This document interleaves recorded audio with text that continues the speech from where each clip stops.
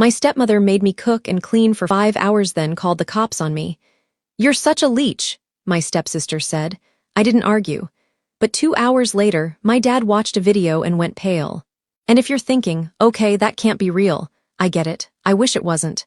But welcome to my life, where I learned that in America, you can do everything right, still get blamed, and then get told to be more grateful by someone who's never held a mop in her entire existence. So yeah, let me back up before I start sounding like a courtroom drama. I grew up in a little place called Willow Creek, the kind of town where the diner knows your order, the neighbors know your business, and if you sneeze too loudly, somebody's aunt will text your grandma to ask if you're sick.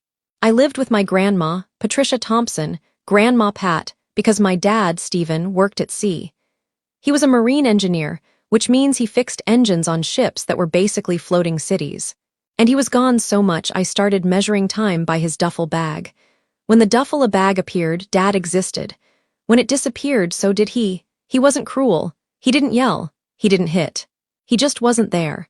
And when he was there, he acted like being a parent came with instructions he'd lost somewhere in the Pacific. He'd stand in the doorway, watch me doing homework, and say things like, "Everything good?" Like he was checking the fridge temperature. I'd nod. He'd nod back. End of conversation. Grandma Pat did the actual parenting, the real kind. The kind where you notice when a kid is quiet in the wrong way. She made pancakes when I was sad and grilled cheese when I was stressed. And she had a sixth sense for lies. I'm fine. But the other person who mattered, our neighbor, Robert Miller. Robert was that man every small town has. Half mystery, half kindness, full-time, doesn't talk much, but somehow knows everything. He lived next door with a porch, a guitar, and an old dog that moved like it had been disappointed since 2009. I was 8 when I first wandered over and stared at his hands while he played. "You sing?" he asked without looking up. "No," I lied. Robert didn't argue with kids.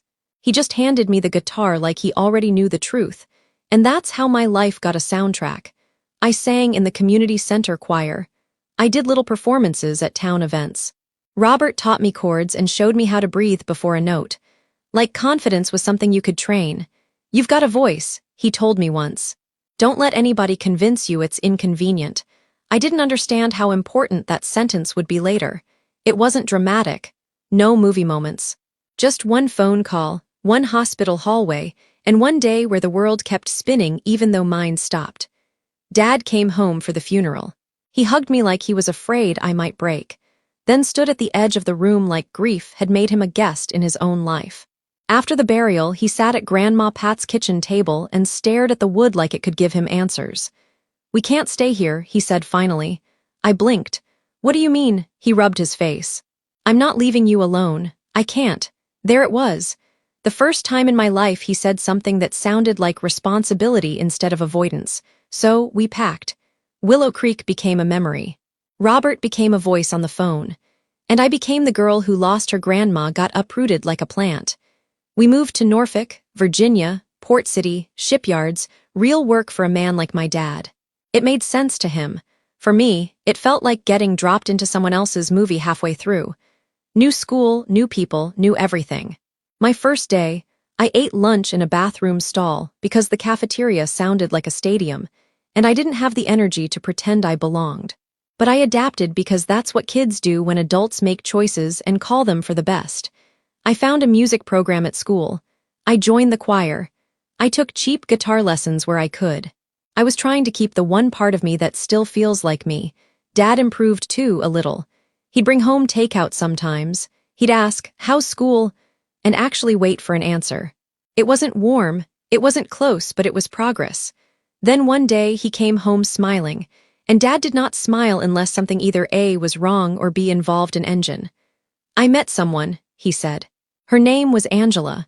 She was polished in a way that made you feel underdressed just standing near her. Hair perfect, teeth perfect, sympathy preloaded like an app. The first time I met her, she hugged me tightly and said, "Oh, sweetheart, it must have been so hard. I can't imagine." And she said it loud enough for Dad to hear every word. That was Angela's thing. Everything kind, everything public. Then her daughter appeared behind her. Samantha, Sam, same age as me, same I'm bored face. Same energy as a cat deciding whether you deserve to live. She looked me up and down and said, "So you're Emily." Not, "Hi, not nice to meet you." More like, "So you're the problem I've heard about." Angela laughed, too bright. "Sam's just shy." Sam wasn't shy. Sam was a professional hater with a part-time smile. But I tried. I really did. Because Dad looked relieved when Angela was around. Like he could finally put down a burden he'd been carrying awkwardly. They started coming by more. Angela cooked dinners like she was filming a lifestyle channel. She brought me little gifts. Lip gloss, a sweater, a notebook with a dream big on it. "You deserve a real family," she'd say, and I hated myself for wanting to believe her. Then Dad, my emotionally stunted, sea-worn father, did the thing I didn't expect. He proposed. They got married at the courthouse 3 months later. Quick, clean, legal. And I swear to you, the second that marriage certificate existed, Angela's personality updated like software. New version, less friendly, more control. It started with comments.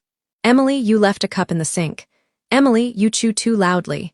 "Emily, you don't fold towels like an adult." Then it became rules. A chore chart appeared on the fridge is like a threat held up by magnets. Sam had 2 little tasks. Take out the trash twice a week. Feed the dog. Sometimes I had an entire household.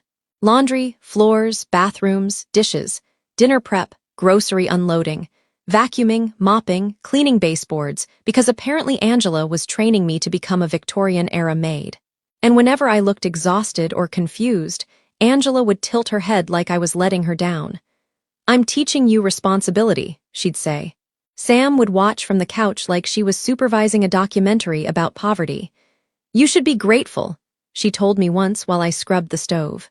"Some girls don't even have families." I stared at her.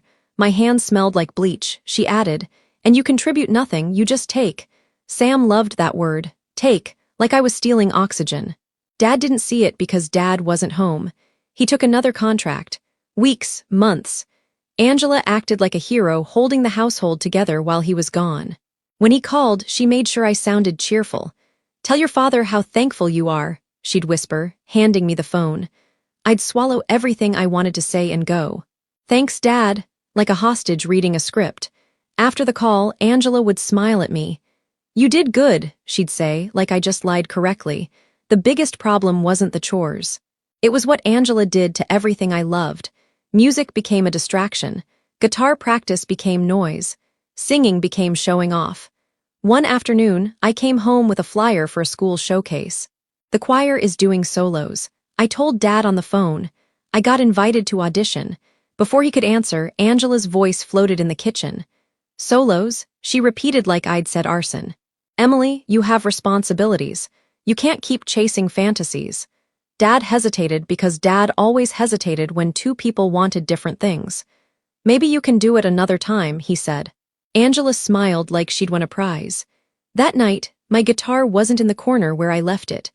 I found it in the hall closet behind cleaning supplies. Angela didn't look up from her phone when I brought it out. "Oh," she said casually, "I put it away. You were getting obsessed." Obsessed, right? Because wanting one thing for yourself is a character flaw when you're living under someone else's roof. And it got worse. Angela started controlling my schedule the way people control a dog leash. If I wanted to go to the library, no, the house needs attention. If I wanted to sit in my room, why are you hiding? If I wanted to call Robert in Willow Creek, you're clinging to the past. She didn't want me to have support. Support is dangerous. Support makes kids realize they're not crazy. Grandma Pat had left me her house back in Willow Creek, not in a messy way. Not, "Oh, here's a handwritten note."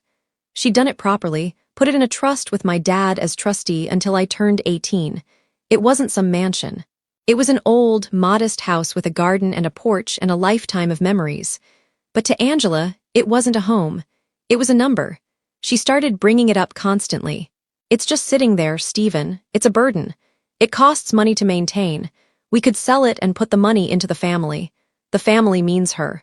Dad would rub his forehead and say, "It's Emily's." Angela would smile sweetly. "Of course, I'm just thinking about what's smart." Angela always used the word smart when she meant profitable. And then a new name started appearing in our house like a bad smell. Tyler. Tyler says we have options. Tyler thinks this would be cleaner. Tyler can handle the paperwork. Tyler was an attorney. And based on the way Angela's voice softened when she said his name, Tyler was also not just an attorney. I overheard her on the phone one night while I was walking to the kitchen for water. "We can petition," she murmured. "If we show she's unstable, the family court takes it seriously." "Yes, Tyler, I know, but we need a record. A pattern." I froze in the hallway. Unstable. Record. Pattern. I went back to my room and sat on my bed, staring at the wall like it might explain why my life was turning into a legal thriller. And here's the part that makes people think I'm exaggerating. After that call, Angela started trying to create the pattern. If I came home 5 minutes late, she'd text Dad immediately. "Emily didn't come straight home. I'm worried." If I sighed too loudly, she's disrespectful and aggressive. If I didn't smile, she's withdrawn and manipulative. Sam joined in like it was a sport. She's always acting like a victim. Sam told Dad once on speakerphone, not realizing I was in the room. "It's exhausting." I looked at Angela. Angela looked right back at me and smiled, calm as a hostage negotiator. Dad started sounding tired when he called. Are you giving Angela a hard time?" And that's when I realized something awful. Angela wasn't just trying to control me. She was trying to rewrite me. Because if she could convince Dad I was difficult, she could justify anything. She could justify punishing me. She could justify isolating me.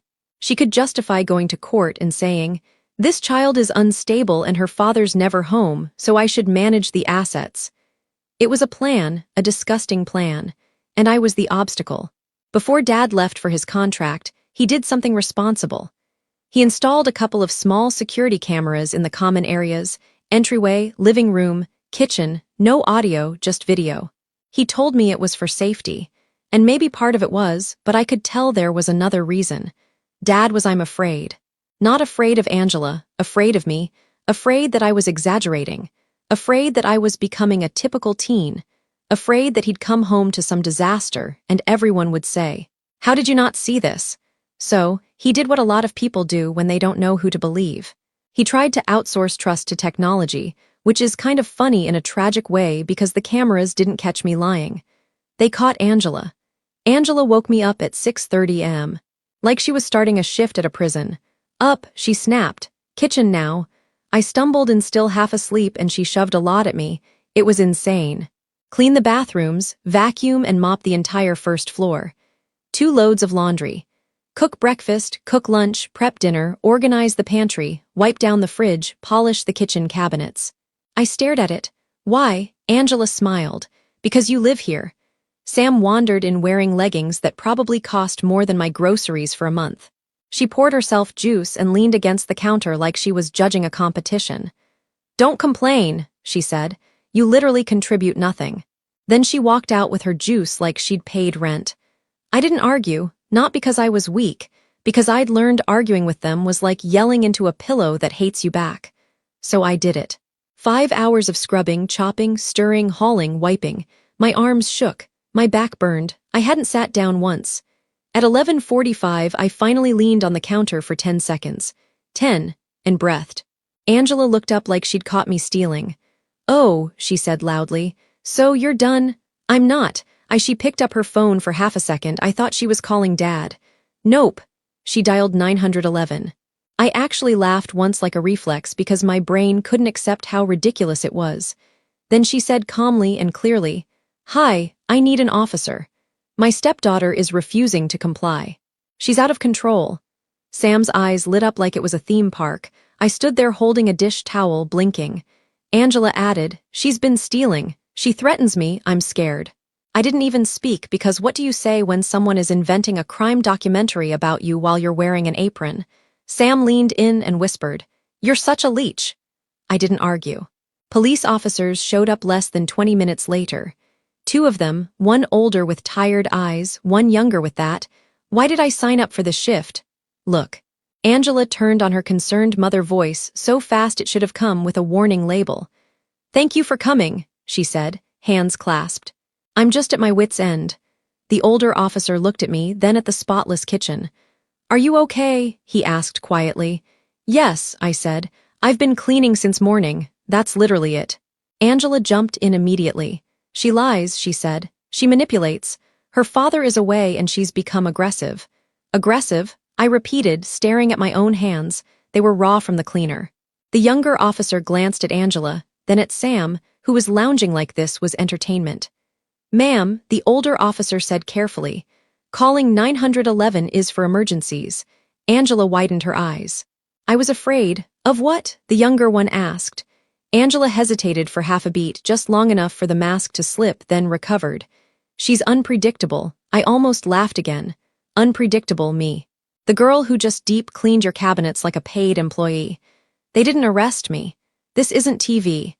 But they did write a report because once you call 911 and claim fear, they document it. They asked me if I had somewhere else to go. They told Angela that if she kept reporting out of control behavior, the situation could involve juvenile services. And if anyone suspected neglect or abscess, it could involve CPS. Angela smiled the whole time like she'd won something.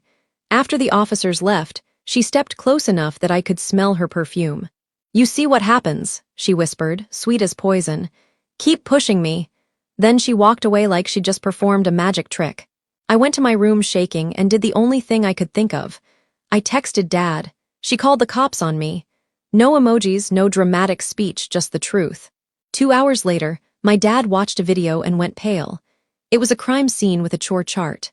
Dad checked the camera feed from where he was, sitting in a metal room on a ship, probably drinking coffee that tasted like regret. The vessel was still docked in Norfolk, so he had signal and no excuse not to look. He watched Angela hand me the list. He watched me work for hours. No breaks, no sitting, just moving. He watched Sam stroll in, insult me, and walk out. He watched Angela call 911 without raising her voice, lying like it was breathing. He watched the officers arrive. He watched Angela play victim. He watched me answer politely, calm, like I was the adult in the room. And then, because bad people always get sloppy when they think they're safe, he watched the next part. That afternoon, Tyler showed up. Not as a professional visit, as a man walking into someone's house like he belonged there. Angela hugged him, not a polite hug, "You're not just my lawyer" hug. Tyler handed her a folder. She flipped through it, tapped a page, smiled. Sam leaned in to look like she was watching a trailer for her inheritance. Angela pointed at something again, something I didn't understand then, but Dad did because he'd seen paperwork like that before in a different context. Petitions, forms, court language, family court language. Angela looked up, still unaware the camera existed, and said something Dad could read on her lips, even without sound. "Once he signs, it's ours." Dad went pale, not metaphorically, not. He was shocked. He went white because he realized this wasn't just blended family stress. It was a plan, a legal plan. And I wasn't the target. My inheritance was. He didn't text me. He didn't call Angela. He called his supervisor and said there was an emergency and he was leaving. Then he drove home like the road owed him answers. I was upstairs when I heard the front door slam. Not an "I'm home" slam. This house is about to be cleansed. Angela appeared in the kitchen wearing her soft sweater and her innocent face. "Oh, Stephen, you're early." Dad didn't even take off his boots. "Where's Emily?" he asked. Angela's smile didn't move. "She's sulking. She caused a scene today and I had to call the police for everyone's safety." "Don't." Dad said. Angela blinked. "Excuse me." He held up his phone. I watched the footage. Sam appeared on the stairs, curious. Tyler stepped out from the living room and froze like someone had unplugged him. Angela's face did something strange, like it couldn't decide whether to stay charming or turn ugly. "Stephen," she said slowly, "are you spying on your own family?" Dad laughed once. I wasn't happy. "I wasn't spying," he said. "I was trying to prove my daughter was lying." Then he looked past Angela straight at me in the hallway, and for the first time in a long time, he looked like my dad. Not a man passing through, not a tired stranger. A father. "I'm sorry," he said, voice cracking. "I'm so sorry," Angela snapped. "This is ridiculous. She's manipulative." Dad didn't even flinch. "You called the cops on a kid who was cleaning your house. She's ungrateful. She's my daughter." Sam scoffed loud and nasty. "She's a leech." Dad turned so fast Sam actually stepped back. "Pack your stuff," he said to Angela. "Both of you now." Angela's mask fell completely. "You can't just live here." "No," Dad said, "you lived here." Tyler cleared his throat like he was about to switch into courtroom mode. "Stephen, let's be rational. We can discuss the trust arrangement." And Dad pointed at him without looking. "And you can get out of my house before I call the police again." This time for trespassing. Tyler opened his mouth. Nothing came out because for once Angela didn't control the story. She tried one last move. The classic, "You'll regret this," she hissed. "She'll ruin you. She'll accuse you of things." Dad stared at her down. "Funny," he said. "That's exactly what you tried to do to her." Angela stormed upstairs. Sam followed, muttering insults like she needed the last word to breathe. I stood there shaking, not because I was scared of them anymore, but because my body didn't know what to do with the sudden absence of danger. Dad walked toward me slowly, like he was afraid I'd disappear if he moved too fast. Then he hugged me. It was awkward, stiff, real. "I should have believed you," he whispered. I didn't say, "Yeah, no kidding." I just held on because I need a speech. I needed him to stay. That night, Angela and Sam left with 2 suitcases and a thundercloud. Tyler didn't look at me on his way out. He stared at the floor like it had better legal advice than he did. Dad changed the locks. The next morning, he did the most American thing possible. He made phone calls. He called a divorce attorney. He called someone to check the trust documents and make sure no one had filed anything while he was away. He asked what it would take for Angela to try to petition for control, and what it would take to stop it cold. Then he called Robert Miller in Willow Creek, because he remembered suddenly that I had a whole life before Angela. Robert didn't say, "I told you so." He just said, "You two okay?" And for the first time in months, I could answer honestly, "We're getting there." Dad took leave from work. Not forever, not magically, but long enough to prove something to me. One morning, he called me into the kitchen, the same kitchen that had felt like my punishment chamber. He slid a mug of hot chocolate across the table. "I'm home," he said. I stared. "For how long?" He swallowed. "As long as I can make it work," he said. "And longer than I've been doing it." He rubbed his hands together like he was nervous. "I thought being a good father meant providing," he said quietly. "Turns out it also means being here." I looked around at the quiet house. No chore chart, no footsteps demanding more, no voice calling me a burden, just my dad trying. It wasn't a perfect ending, but it was a real one. And for the first time since Grandma Pat died, I felt something I hadn't felt it in a long time. Safe. Not because I suddenly became stronger, but because the right person finally opened his eyes, and the truth had been sitting there the whole time, caught on camera.